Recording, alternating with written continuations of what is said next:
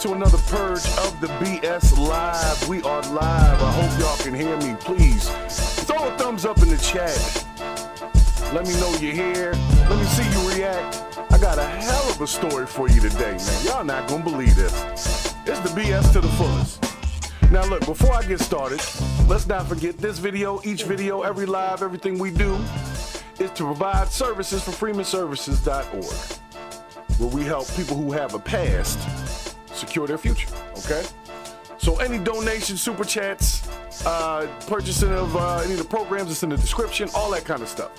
That's all to help the community at the end of the day. Now, guys, speaking of the community, I have a story for you today. Now, I'm going to warn you right now that it's a little graphic, okay? It's a little graphic. And we're going to go through it. I'm not going to spoil it for you, so to speak. But there's a lot going on here. So I'm going to let y'all check this out with me. Make sure if you're just stopping in, throw a thumbs up in the chat. Let me know you're here. I see you, Zor. Thank you for stopping in. And anybody else that's stopping in, make sure you like and subscribe to the channel. Keep this good content coming. So check the story out, guys. Tonight, you're watching new and exclusive video. For the first time, you'll see the man who is deaf, beaten and tasered by Phoenix police, give his side of the story. He's being recorded by officers inside the hospital right after that violent arrest. ABC 15 Chief Investigator Dave Biskobing broke the story. And tonight, Dave's back with several new videos that reveal a lot more about what happened. Watch this. This case is a messy one for Phoenix police. It's got the nation's attention. It's under internal investigation. It happened after the DOJ's investigation, and there's going to be a lawsuit. A lot of investigation. The new video you're about to see will play a role in all of it. Check this out. By now, you and millions of others have seen this video of this violent arrest. Officers jumping out of their cars, then punching and tasering Tyron McAlpin. What you haven't seen is this video, taken 90 minutes later, showing Tyron in the hospital. This is not a police interview, but officers are recording him. It shows a doctor or nurse asking Tyron about his injuries. My face. The left side of your face? Okay. Were you punched? Did you hit your head on the ground? How did your face get injured? Tyron is signing at this monitor. On the screen, there's an interpreter. The officers took me down. I guess I was sitting on my face, and I told them I was kind of... You see what I'm saying, right? My ears, like, hey, I can't hear, pointing to my ears. I was just trying to show some gestures. And then the cops, and that's the cops that grabbed me, so I was trying to show, like, hey, I can't hear, pointing to my ears, and they stopped, and they grabbed me. Okay. Again, that's from Tyron right after the arrest, before he's ever spoken to a lawyer. And to repeat, he says he raised his arms, tried to point to his ears. Now look, he jumped right out on him. You see that? Look at the extended arms. From the door, he immediately is in pounce position. Now, it doesn't look like this guy even noticed that the police was rolling up at first. And then as soon as they rolled up, this is what happened.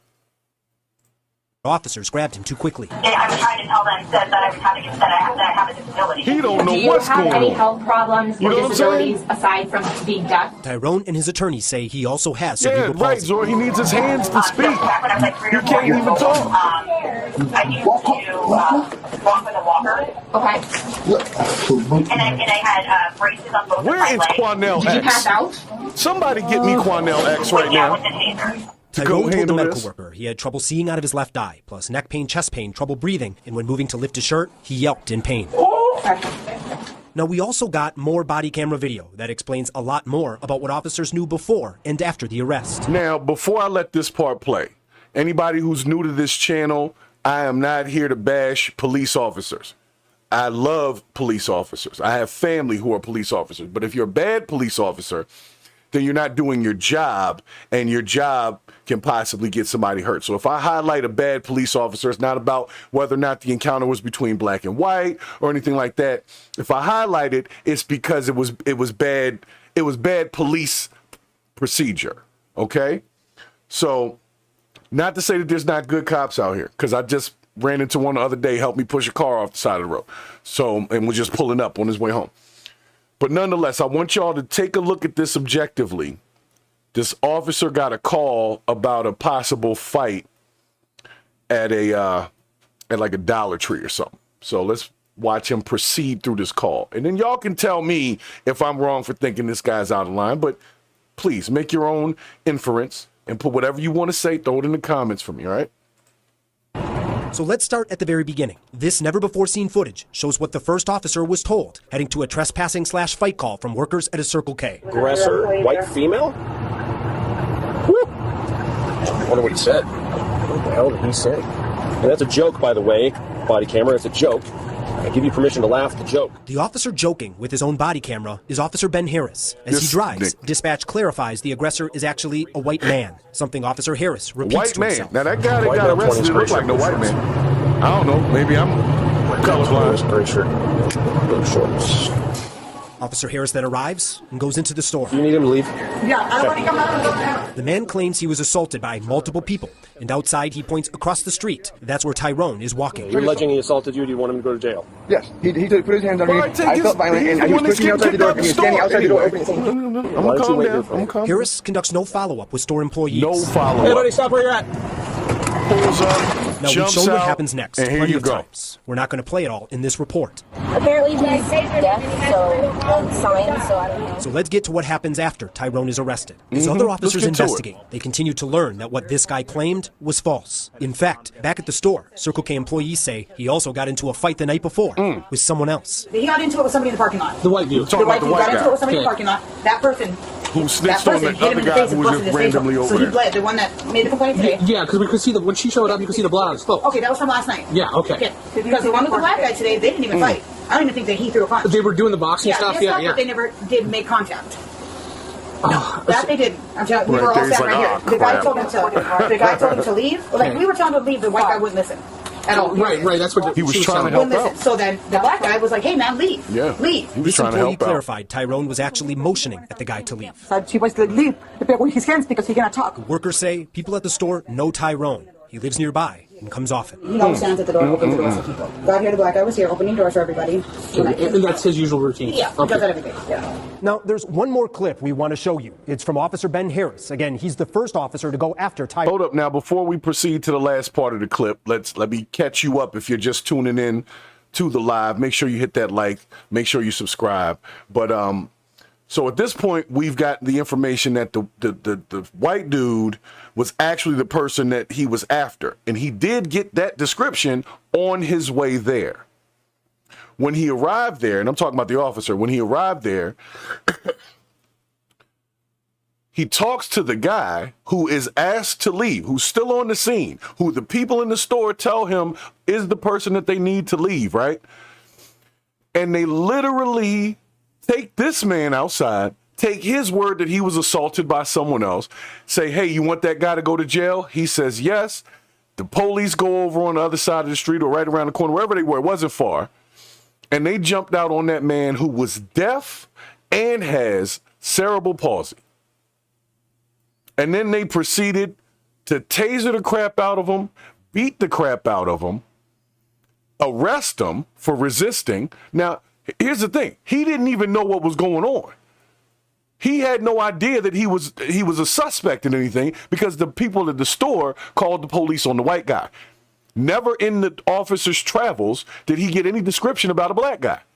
So this man was not a suspect of a crime until the person who was the suspect said that he did something. What's backwards? That's some big, you know what, Jay Giddens, welcome into the live, and you are correct, my friend. That's some bullshit. But I'm gonna let the report finish. I'll let it finish. At the scene, when describing the time. force he used on Tyron, he says this. Any strikes? Oh yeah, head strikes. That's why I broke my Okay, hand. head strike.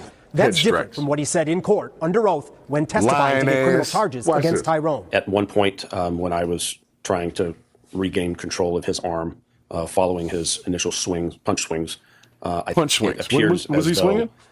when I went to grab his arm, these fingers became jammed in his forearm and bent over all the way to my palm, as demonstrated like this. After we broke the story, the Maricopa County Attorney's Office reversed course and dismissed the criminal charges against Tyron. Yeah. And in the coming days, his attorneys tell us they plan to file a notice of claim. That's basically the first step in a lawsuit. I'm investigator Dave Biskobing, ABC 15. So, nonetheless, guys, we're gonna. That's our first story of the day. So this gentleman, as you guys can see, he was literally. I'm not going to say he was minding his business per se, but he was not the suspect in the crime at all. You know what I'm saying? He wasn't the suspect. He was never even part of the description of the suspect. It wasn't even one of those, we're looking for a tall black guy, and he just happened to be a tall black guy that was nearby. No, he literally was not even who they were looking for. And because the person that they were looking for told them that he did something, he went on his word. Now, I'm not trying to say this is racist, but here's the thing. They didn't lock up the first guy. Like, you were there to lock the first guy up. Why is it? I'm confused, man. And then the guy gets on the stand and acts like none of that even happened. When right there, he said, yeah, I hit him in the head. And that's how I broke my hand. He literally admitted on camera that he broke his hand on the man's head.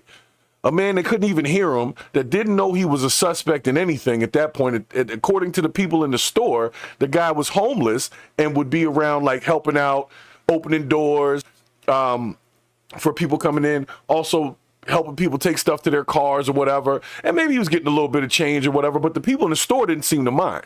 And he asked the other guy to leave, and I guess he was signing to him, and that might have been perceived as a threat. I guess if you sign hard enough, it could be. I don't know. I don't know. That officer, like, you got a description, bro. Like, this is bothering me. That's like if somebody says the assailant is a 25-year-old black male with dreadlocks, and you go find an 18-year-old white male with a bald head. That's not even the description, bro. You know what I'm saying? So at minimum, he could have pulled up on him in the car and like de-escalated a little bit first and said, hey, man, were you just over at such and such and what, blah, blah, blah. At least try to talk to him. Give the man a second and let you know he can't hear. And if he doesn't know what's going on, if you don't know what's going on and somebody jumps out with their hands like that, you saw it in the video, he came right out like this. He didn't come out like, hey, sir, can I talk to you for a second or nothing. He went immediately for boom. And you wonder why a person that can't hear, that wasn't a suspect, that had no idea that the police were even looking for him, was a little surprised, because that's what he looked like. He was like, oh, shit, right? And because of that, that man beat the crap out this dude and then took him to jail. Now, we did hear at the end of the report that the office did drop the charges on the man, right? Where's the charges for the officer? Because if he's not a suspect, you just assaulted a man, sir. That's assault. That's assault and battery. That man's not a suspect in any crime. You decided he was a suspect because some dude that they told you was the suspect that you didn't even lock up said somebody did something across the street. You see what I'm saying? I don't know, man. I don't know. On that one, you know how I feel. You know how I feel, y'all. You know how I feel. That's that bullshit.